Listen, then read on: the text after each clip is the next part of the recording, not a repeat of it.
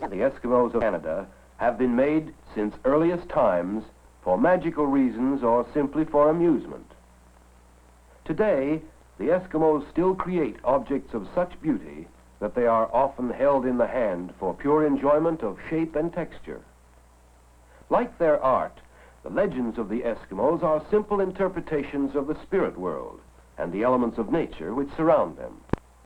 This film, through the medium of carvings, tells such a story, passed down through generations and enriched by Eskimo songs and poetry, and the music of the drum dance.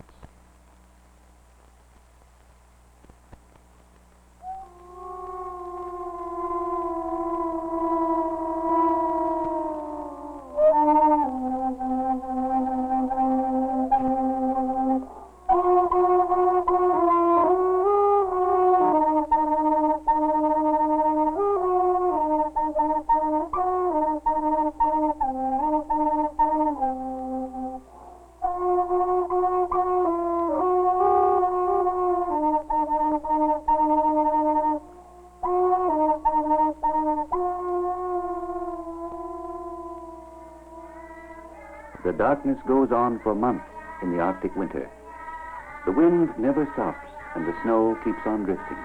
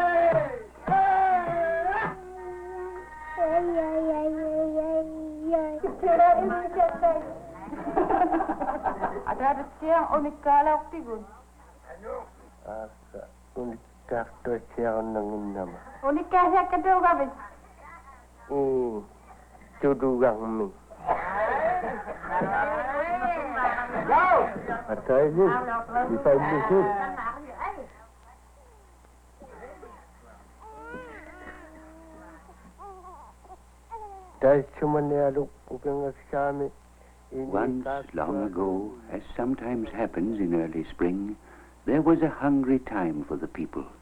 The migration of the caribou had not come.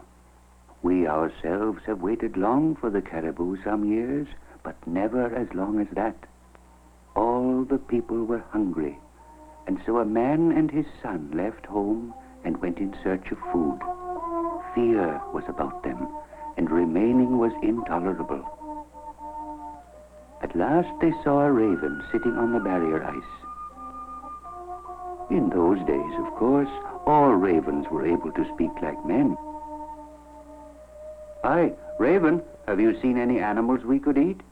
"No, I'm starving myself. Just now I was dreaming of dead fish." "You are higher than we are. Raven, you are a good hunter. Will you tell us if you find any game?" "I will."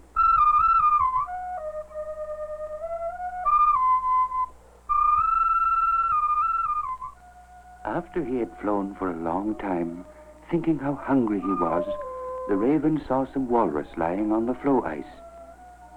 In the past, the raven had teased Ivich because he was clumsy. Now the walrus teased him.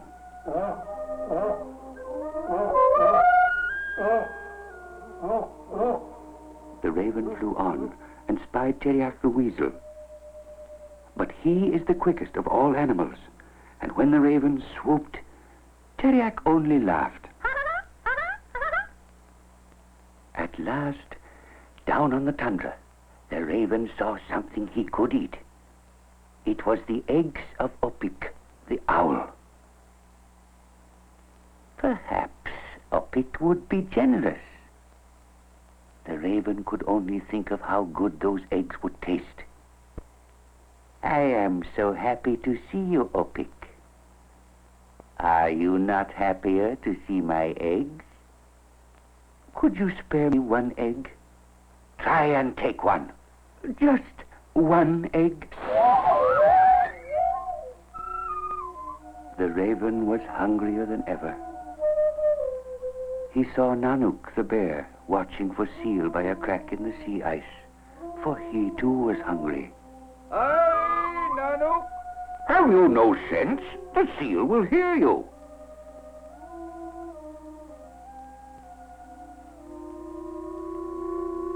A long way off, the man and the boy who had found no game were fishing through a hole in the sea ice. For a long time they bent over the water, hoping for a bite. They caught nothing. How they wished for even a sculpin or a rock cod to catch the hook. But the sculpin laughed at them. Oh! The water was dark and still, and there was no tug on the line. They were weak with hunger, but there was no help for it. There was nothing but ice around them. Night came on. They were tired of watching and waiting. The father sang magic words to call up game.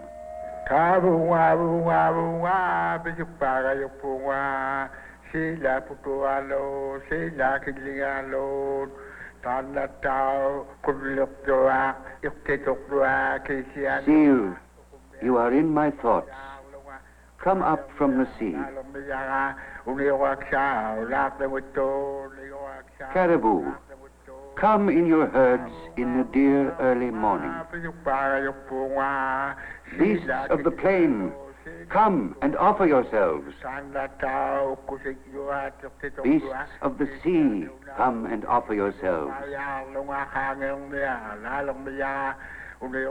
Come and offer yourselves in the morning.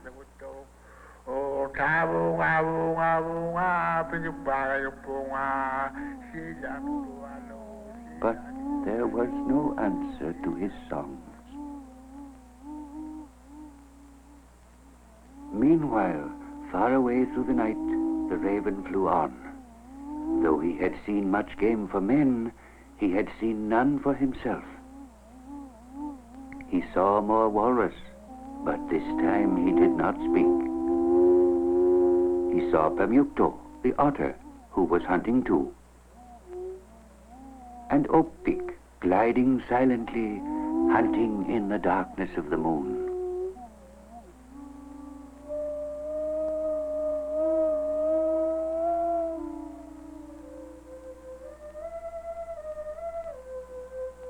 When dawn came, he saw 4 snow geese beyond the edge of the floe ice.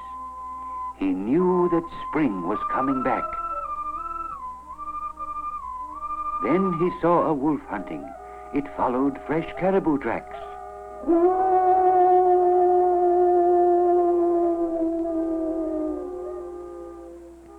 At last the caribou had come. The raven must fly back with the news. When men hunt caribou, ravens eat well.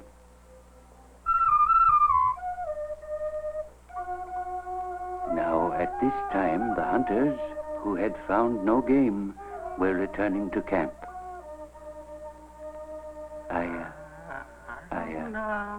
We are starving. Our stomachs are shrunken. We are so weak that we see the skin boats rise up out of their moorings. It is indeed a time of starvation. Earth itself hovers loose in the air. We are bewitched by Tornuk, the small spirit. But look, the raven has come back. The raven who was hunting for game for us. Cheer up! I have seen game! Where is it? What kind of game? Tell us, where is it?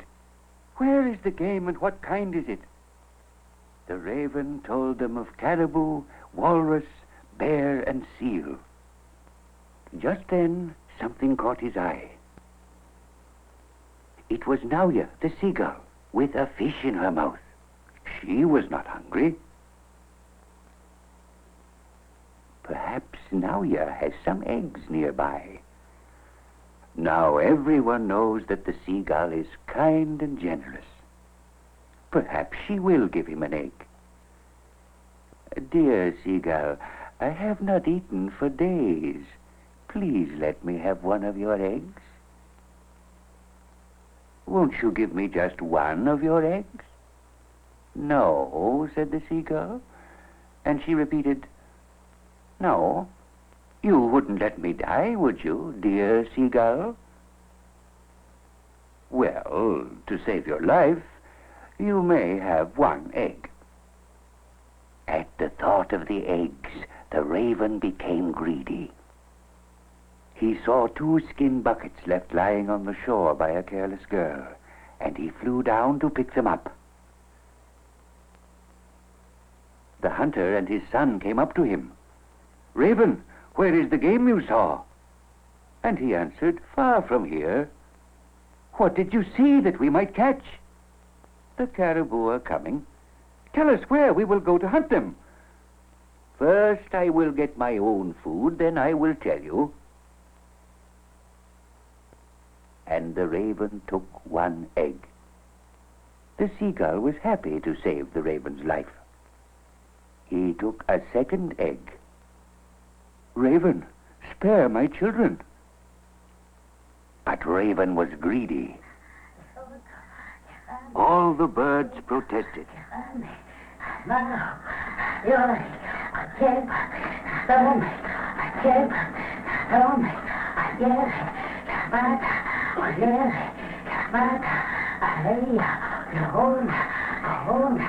Raven, where is the game for us? But with the egg in his mouth, he could only answer,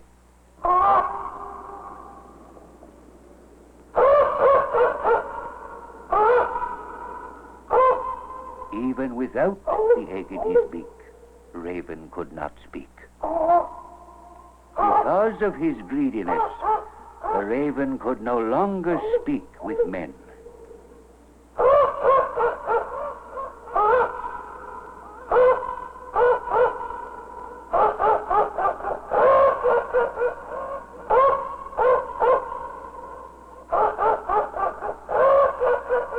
Ever since that day, the seagull has carefully guarded her eggs.